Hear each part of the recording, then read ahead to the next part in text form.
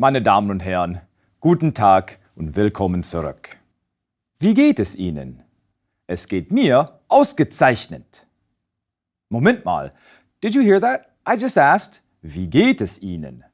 And then I told you, es geht mir ausgezeichnet. Today, we're going to start out with a basic but very important phrase for connecting with speakers of German on a personal level. Namely, how to ask someone, how are you doing? Like all languages, German has a few ways of doing this. But by far the most common phrase is wie geht's? Wie geht's is general and informal. It's like asking in English, how's it going? It has that same colloquial, slightly bland quality to it. So, say for instance that we're on a business trip with a colleague. Now, we've worked with this colleague for a while and we're on equal professional ground, so that is, they're not our boss or vice versa. And in the morning, when we run into this colleague at breakfast, we can say, Morgen, wie geht's? Or, imagine that we meet up with a friend for a movie. And as we're walking up to the theater, we see another person standing next to our friend. Das ist mein Freund Clemens, our friend says about their friend. And so we offer Clemens our hand, and we say, Grüß dich, Clemens, wie geht's? Grüß dich, by the way, is a more laid-back greeting. It's like howdy or hey, and speakers use this with friends and family members. You wouldn't really say Grüß dich to a cashier or especially to a judge in a courtroom. A few other informal phrases that we can use to greet someone are Hallo, Tag, and if our friend or relative is from southern Germany or Austria, we can say Servus. Gut. Now, let's get back to wie geht, shall we? There's also a more formal version of this socially valuable phrase. I use it at the start of our lecture, in fact, when I asked you, wie geht es Ihnen? Imagine again that we're on that business trip.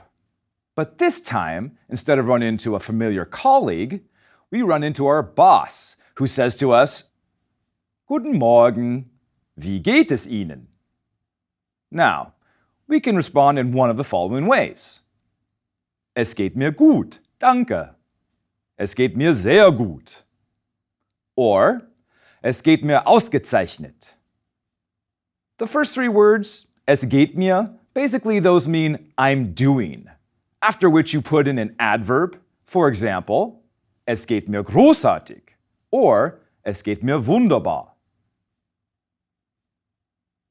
You can even respond with just the adverb. So, when our boss asks us, wie geht es Ihnen? We can respond by saying, Danke, gut. Sehr gut. Ausgezeichnet. Großartig. On the other hand, if we're feeling less than chipper when our boss asks, wie geht es Ihnen? And assuming that we feel comfortable enough sharing this personal info with our boss, then we can say, es geht. So lala. Nicht so gut. Schlecht. Also dann, meine Damen und Herren, now let's put our new vocab into practice. We're going to see a couple of images of some people. And for each image, I'd like you to decide first whether we should use wie geht's or wie geht es Ihnen with this individual, and second, what the individual's response would probably be. Alles klar? Okay, here's our first picture. Now, let's say that this is our Nichte, right? Our niece. Would we ask her, wie geht's? Or wie geht es Ihnen? Genau. We'd ask her, wie geht's? Or even, wie geht's dir? The dir is actually an informal, singular, second-person pronoun that means for you. So, what we're actually asking is, how's it going for you? So then, how do you think our smartly clad Nichte would answer our question? Richtig. She would answer our question of wie geht's with es geht mir sehr gut or es geht mir ausgezeichnet. And she might even just respond with sehr gut or ausgezeichnet. Here's our next image. Okay, let's say that this is our boss, die Chefin. Would we ask her, wie geht's? Wie geht's dir? Or, wie geht es Ihnen? Stimmt. We would ask her, wie geht es Ihnen? And a fitting response from her would be, es geht. Or, so lala. Or maybe even, nicht so gut. Okay, here's our last image. Ach, das arme Kind ist krank. And what would we ask this poor sick child? Genau, we would ask the poor sick child, wie geht's? Or, wie geht's dir? And most likely, the child will respond with something like, es geht mir schlecht, or simply, schlecht. Also dann, meine Damen und Herren, we now know how to inquire about another person's well-being in both formal and informal settings. And we know how to respond appropriately when someone asks us, wie geht's? Wie geht's dir? Or, wie geht es Ihnen? In other words, we are now officially able to make small talk in German. Like this. Guten Tag. Guten Tag. Wie geht es Ihnen? Danke, gut. Wie geht es Ihnen? Es geht. Auf Wiedersehen. Auf Wiedersehen. By the way, the German word for small talk, are you ready? Is der Smalltalk. For some reason, it's a masculine noun, and as we can see, lacking their own native word for this linguistic phenomenon, the Germans just borrowed the English word. Gut. Let's now move on to our next topic, which will focus on... Moment mal. You know what?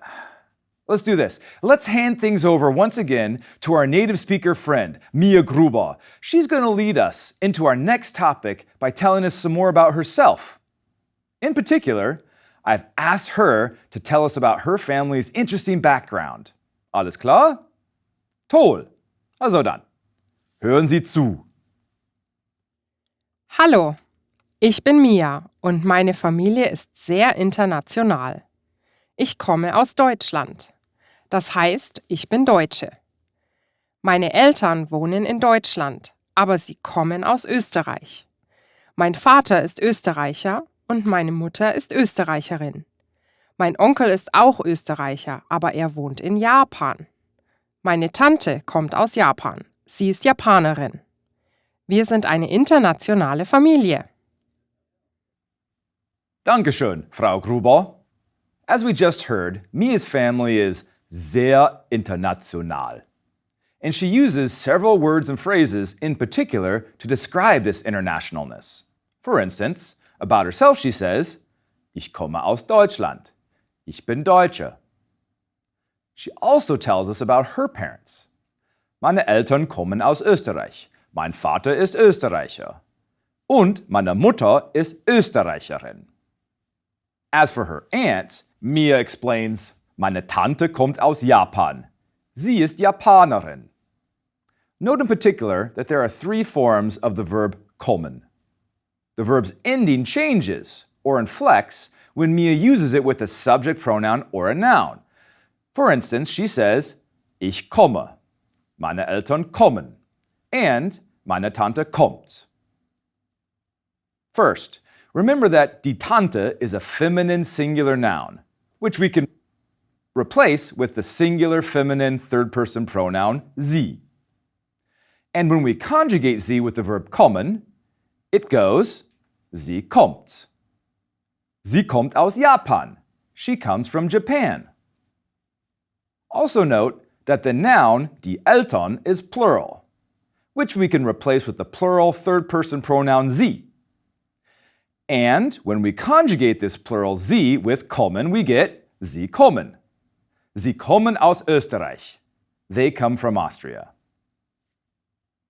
Now, as we learned in our last lesson, there are more personal pronouns than ich, singular feminine sie, and third-person plural sie. Verbs in German are conjugated with all of the personal pronouns. Here then is the entire set of pronouns and the conjugational endings each one of these pronouns takes with a regular verb like kommen. Beginning with the singular pronouns, for ich, the verb takes an e suffix. For du, it's an ST. And for formal singular Sie, it's EN. As for the third person singular pronouns, sie and S, the verb takes a T suffix. As for the plural pronouns, verbs conjugated with wir take an EN. For ihr, it's a T. For the formal plural pronoun sie, it's an N, and for the third person plural sie, the verb also takes an EN. Phew. Adding these endings to regular verbs in German is really easy. Let me show you. Take the verbs kommen, wohnen, gehen, and singen, my favorite. First, we take off the en suffix from the infinitive form, so we get the stems komm, wohn, geh, and sing. Then we add to these stems the endings we just learned. Ich komme, du kommst, sie kommen, sie es kommt, wir kommen, ihr kommt, sie kommen, and sie kommen. Ich gehe, du gehst, sie gehen, sie es geht, wir gehen, ihr geht, sie gehen, and sie gehen. The same pattern applies to the verbs wohnen and singen, and countless other regular present tense verbs. Also dann, meine Damen und Herren, let's put this new grammar to use, shall we? I'd like you to help me complete a few sentences by filling in the correct conjugational ending. Alles klar? Super. Okay then, here's our first sentence. Du wohne, du wohnst, or du wohnt gern in Stuttgart. Richtig. The correct conjugation for du is wohnst. Du wohnst gern in Stuttgart. You like living in Stuttgart. Here's our next sentence. Ihr singt, ihr singen, or ihr singst gern in der Dusche.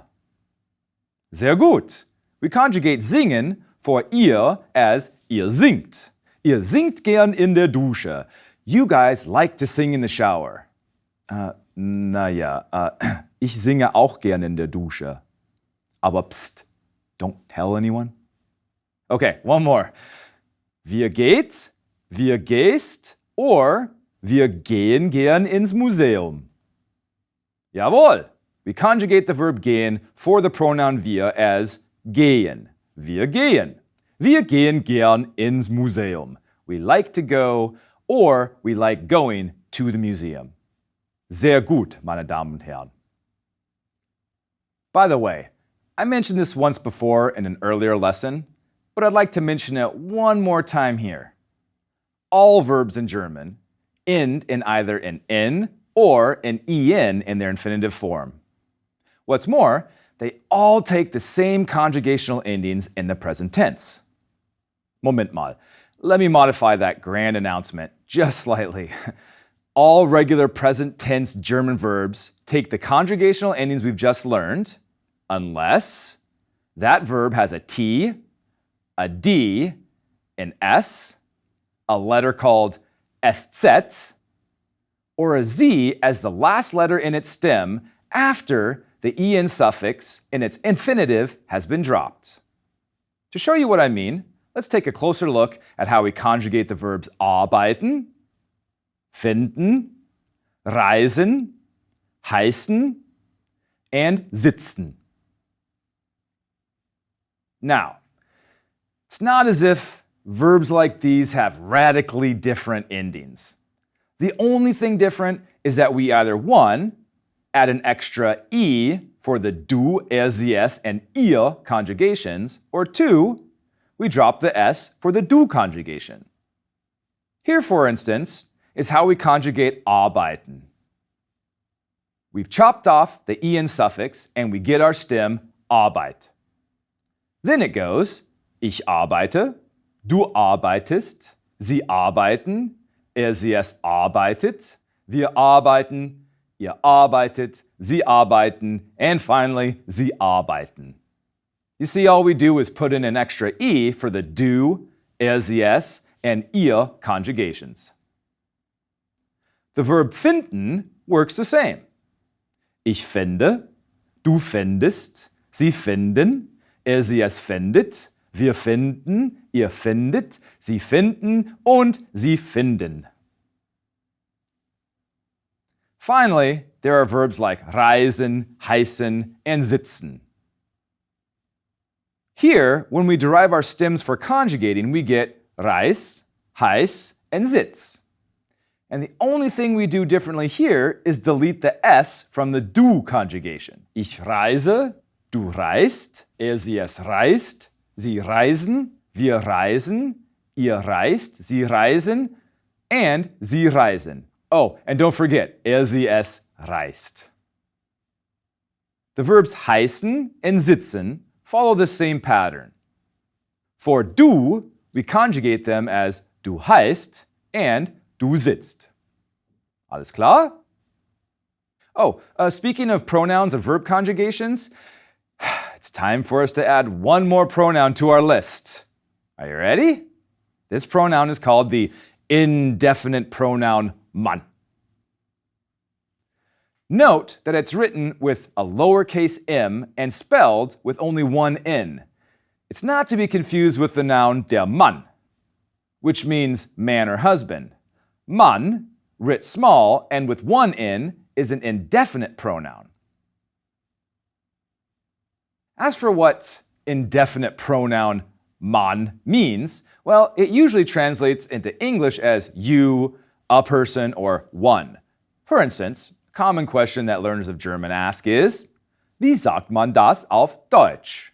Literally, how says one that in German? But a better translation would be like, how do you say that in German? And in fact, you can use this phrase to ask about specific words in German. For example, wie sagt man to work auf Deutsch? And the answer? Arbeiten. As for how you conjugate verbs with man, it's actually nothing new for us. You see, man works just like the pronouns sie, and es. Man geht, man findet, man sitzt, and so on. Now, I know what you're probably thinking. Mein Gott, another pronoun. Meine Damen und Herren, keine Panik. This impersonal pronoun man is actually a really important one to know. Speakers use it in everyday speech, and you'll hear it in all parts of the German-speaking world.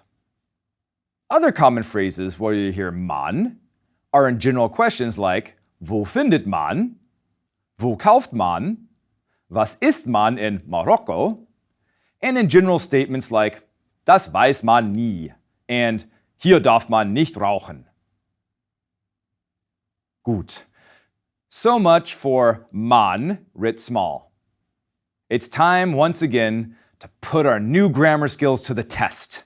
And this time, we're going to hear a conversation between Mia Gruber and a woman she's met at an Oktoberfest beer tent.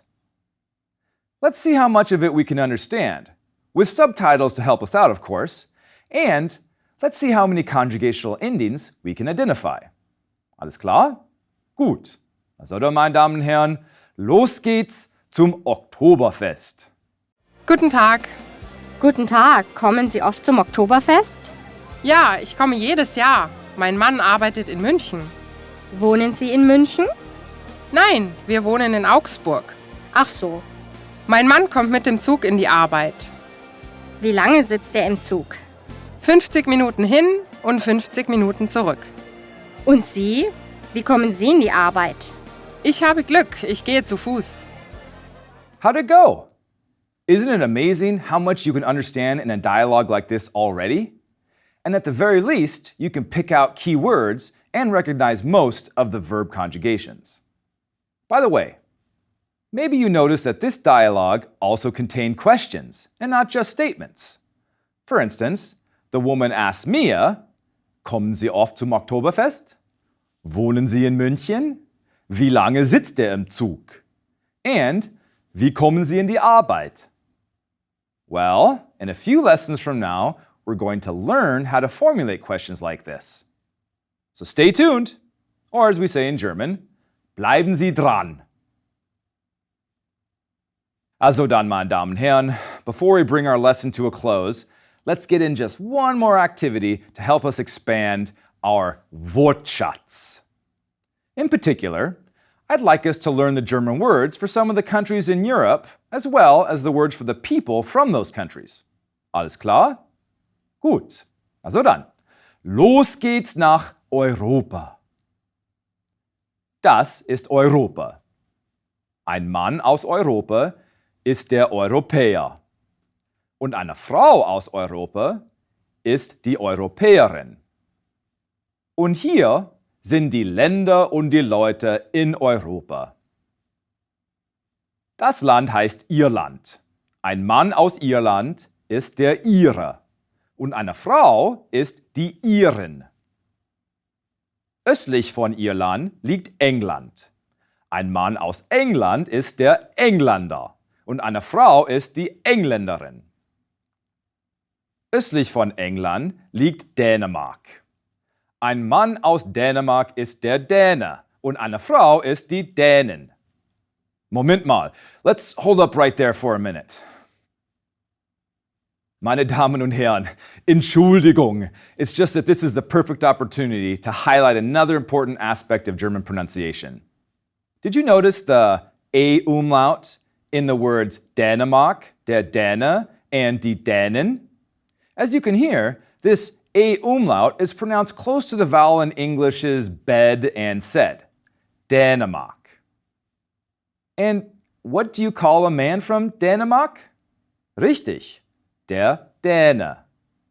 And you know, on a fine summer morning in Denmark, you can probably find many a Däne mowing the grass. Der Däne mäht das Gras. In fact, it's so nice out that there are multiple Danes mowing the grass. Die Dänen mähen das Gras. Anyway, let's get back to die Länder in Europa. We've got a few more to cover before we say Auf Wiedersehen and bis gleich. But remember, too, that you can find more vocab in your workbook. Also dann, zurück nach Europa. Südlich von Dänemark liegt Deutschland.